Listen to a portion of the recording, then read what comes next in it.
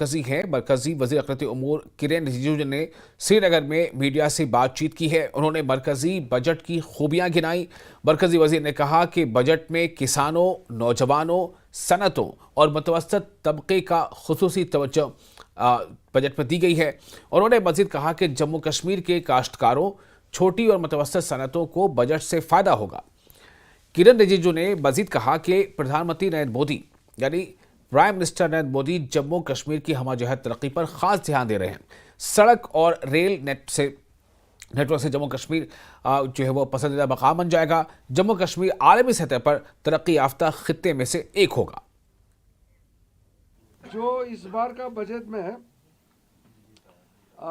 Farmers के लिए, किसानों के लिए बहुत बड़ा अनाउंसमेंट हुआ है। आपका क्रेडिट फैसिलिटी से लेकर के आपका जो सामान को किस तरीके से सरकार प्रोक्योरमेंट से लेकर के मार्केट तक ले जाने का प्रावधान सरकार ने जो करने का निर्णय किया है, उसमें भी कश्मीर एरिया में आपका किसानों का बहुत बड़ा फायदा होने वाला है।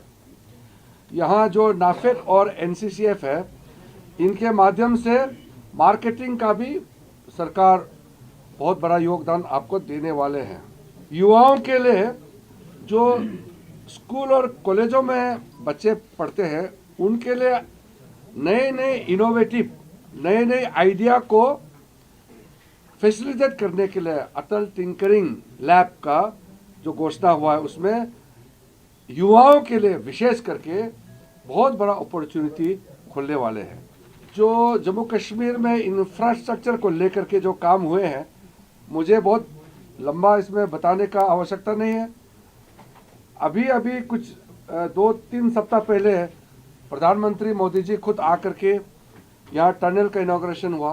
कितना नेशनल हाईवे, रेलवेज का अलग अलग क्षेत्र में कई काम हो रहे हैं। जैसे कि मैं जब खेल मंत्री था, स्पोर्ट्स मिनिस्टर के रूप में जब मैंने काम किया, हर एक डिस्ट्रिक्ट में स्पोर्ट्स का मल्टी स्पोर्टिंग डिसिप्लिनरी का हॉल बनाया गया है हर एक डिस्ट्रिक्ट में। ये हिंदुस्तान में पहली बार हुआ है कि प्राइम मिनिस्टर स्पेशल पैकेज के तहत जम्मू कश्मीर में हर एक डिस्ट्रिक्ट में स्पोर्ट्स का फैसिलिटी खोला गया है। हमने विंटर स्पोर्ट्स का यहाँ आयोजन शुरू किया, अभी होने वाले हैं फिर गुलमर्ग में। तो मैं जब स्पोर्ट्स मिनिस्टर रहते समय गुलमर्ग में खेलो इंडिया विंटर गेम्स शुरू किया था। वो एक आकर्षक, आपको अट्रैक्शन, लोगों को कश्मीर की तरफ खींचने का बहुत बड़ा इवेंट है। युवाओं के लिए स्पोर्ट्स में आगे बढ़ाने का साथ साथ ये एक टूरिज्म का दृष्टि से भी बहुत बड़ा जम्मू कश्मीर के लिए ये काम हुआ है। और इस दौरान मीडिया ने वजीर अक़लियती उमूर किरेन रिजिजू से मुख्तलिफ मुद्दों पर सवालात किए। जम्मू कश्मीर के बजट में की गई कटौती, रियासती दर्जे की बहाली और वक्फ तरमीमी बिल समेत मुख्तलिफ मुद्दों पर मीडिया ने मरकजी वजीर से सवाल पूछे, जिस पर उन्होंने क्या जवाब दिया है ये आपको सुनाते हैं। ये एलोकेशन उस हिसाब से है। फाइनेंस मिनिस्टर ने बहुत क्लियरली बताया कि जो आपका खर्चा करने का कैपेसिटी है वो पैसा अवेलेबल कर रहे हैं, उसके अलावा आपको जो भी ज़रूरत है वो पूरा किया जाएगा। क्योंकि पैसे तो आपको खर्चा करना है, खर्चा करने के लिए आपके पास कैपेसिटी चाहिए। तो जम्मू कश्मीर में जो सेंट्रल स्कीम्स ऑनगोइंग है उसका तो आपको हिसाब नहीं है इसमें, ये तो आपको स्टेट को एलोकेट किया गया है। जो सेंट्रल स्कीम्स है और ऑनगोइंग स्कीम्स जो चलते हैं, वेलफेयर स्कीम्स और इंफ्रास्ट्रक्चर, उसको हिसाब करेगा तो लाखों में जाएगा, लाखों करोड़ में जाएगा। लेकिन जो आपको एलोकेट जो किया गया है वो इस हिसाब से कि आपने पिछले फाइनेंशियल ईयर में कितना खर्च आपने किए हैं और उस खर्चा करने का कैपेसिटी को देखते हुए आपको बजटरी एलोकेशन किया जाता है। इसलिए बहुत क्लीन एडमिनिस्ट्रेशन, करप्शन फ्री के साथ हम काम कर रहा है।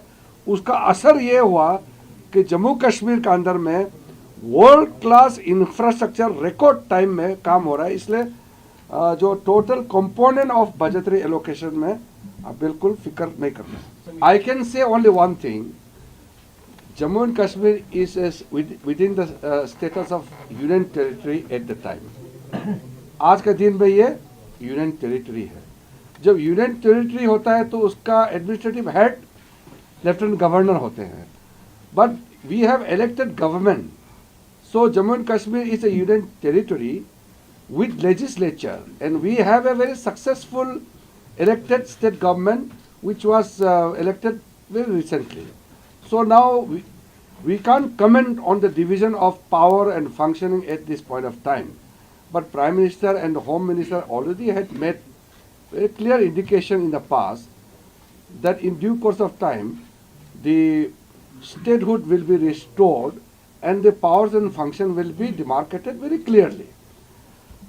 वक़्फ़ अमेंडमेंट बिल को लेकर के कई तरीके से अफवाहें भी फैलाया गया है और कुछ नैरेटिव्स भी चलाया गया है। मैं बहुत साफ साफ आपको कहना चाहता हूँ, जब हमने ये बिल पेश किया पार्लियामेंट में, हमारा इंटेंशन बहुत साफ है और हमने पार्लियामेंट में बताया भी इस बात को कि वक़्फ़ बिल अमेंडमेंट का सोल ऑब्जेक्टिव्स है कि दुनिया का सबसे ज़्यादा वक्फ प्रॉपर्टी हिंदुस्तान में है, लेकिन ये प्रॉपर्टी गरीब मुसलमान, महिला, बच्चों के लिए काम में नहीं आ रहा है। करोड़ों का वक्फ प्रॉपर्टी के बाहर में अगर कोई भीख मांग रहा है तो ये अफसोस की बात है। तो इसलिए हमने वक्फ अमेंडमेंट बिल में प्रावधान बहुत साफ किया है कि ये मुसलमानों से ये प्रॉपर्टी छीन के किसी को देने का तो सवाल ही पैदा नहीं होता, आप नहीं कर सकते हैं। हमारा देश कानून से चलता है, संविधान से चलता है, आप किसी का प्रॉपर्टी कैसे लेंगे? ये तो प्रॉपर्टी को ट्रांसपेरेंटली मैनेज करने का और वक्फ बोर्ड का प्रॉपर्टी जो कोर्ट में, ट्राइब्यूनल में पेंडिंग है और प्रॉपर्टी जो है इस्तेमाल नहीं हो पा रहा है, लोगों का भला के लिए कोई काम नहीं आ रहा है, इसलिए हमने वक्फ अमेंडमेंट बिल प्रपोज किया है। ये कुछ लोगों ने इसको अपोज जरूर किया है। मेरे पास हजारों मुसलमान जो प्रतिनिधि आए हैं, महिलाओं का प्रतिनिधि, हजारों मुस्लिम महिलाएं मेरे पास में आई हैं, सबने मुझे तारीफ की। तो आप सुन रहे थे मरकजी वजीर किरेन रिजिजू को, और ये मरकजी वजीर बराए